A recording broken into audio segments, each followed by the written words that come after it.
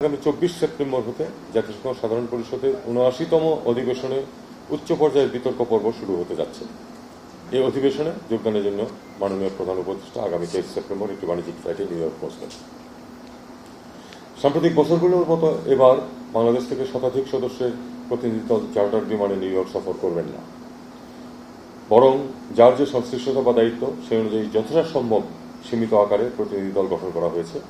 আমি আমার দায়িত্বের সাথে সামঞ্জস্যপূর্ণ উচ্চ পর্যায়ের সভাসমূহে অংশগ্রহণের জন্য ভিন্ন একটি ফ্লাইটে 2 দিন আগে নিউ ইয়র্ক যাব। মাননীয় প্রধান উপদেষ্টা 3 দিন নিউ ইয়র্কে অবস্থান করে সফর শেষে 27 সেপ্টেম্বর বাংলাদেশের অভিদেশে রওনা দেবেন এবং আমরা সবাই তখন একসাথে ফিরে আসব। নেদারল্যান্ডসের প্রধানমন্ত্রীর সাথে সাক্ষাৎ হবে, পাকিস্তানের প্রধানমন্ত্রীর সাথে সাক্ষাৎ হবে, নেপালের প্রধানমন্ত্রীর সাথে, ইউরোপিয়ান কমিশনের প্রেসিডেন্ট, যুক্তরাষ্ট্রের পররাষ্ট্রমন্ত্রী, জাতিসংঘ মহাসচিব, মানবাধিকার সম্পর্কিত হাইকমিশনার জাতিসংঘের, বিশ্বব্যাংক গ্রুপের প্রেসিডেন্ট, ইউএসএআইডির প্রশাসক, এদের সাথে চিফ অ্যাডভাইজারের দেখা হওয়াটা কনফার্ম হয়েছে। এছাড়া যেটা আমি বলছিলাম যে কিছু পাইপলাইনে আছে, সেগুলো আমরা শেষ মুহূর্তে জানতে পারবো বলে আশা করছি। মোদির ব্যাপারে প্রশ্ন করেছিলেন, ওনাদের দুজনের উপস্থিতি নিউ ইয়র্কে একসাথে হচ্ছে না, কারণ জনাব মোদি একটু আগে চলে আসছেন আর আমাদের চিফ অ্যাডভাইজার একটু দেরিতে যাচ্ছেন, কাজেই তাদের ওখানে দেখা হওয়ার সম্ভাবনা নেই বলেই মনে হচ্ছে। রোহিঙ্গা ইস্যু নিয়ে তিনি কথা বলবেন। আর আমরা পিছনের যে ব্যর্থতাগুলো সেগুলো অবশ্যই আমরা দেখব, কিন্তু আমরা চাইবো যে সামনে যেন আমরা এক্ষেত্রে কিছু সাফল্য অর্জন করতে পারি।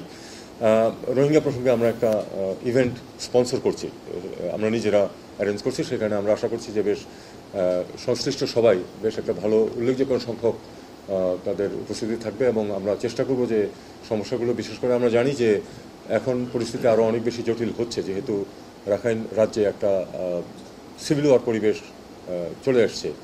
কাজে তার প্রেক্ষিতে আমাদের নীতিমালা কী হবে সেটা তো আমরা অভ্যন্তরীণভাবে ঠিক করব, কিন্তু আমরা চাইবো সেখানে যে আন্তর্জাতিক সম্প্রদায়ের তাদের যে ভূমিকা সেটা আমরা তুলে ধরবো এবং আমরা চাইবো যে তারা যেন শক্তভাবে সেই ভূমিকায় অবতীর্ণ হয়।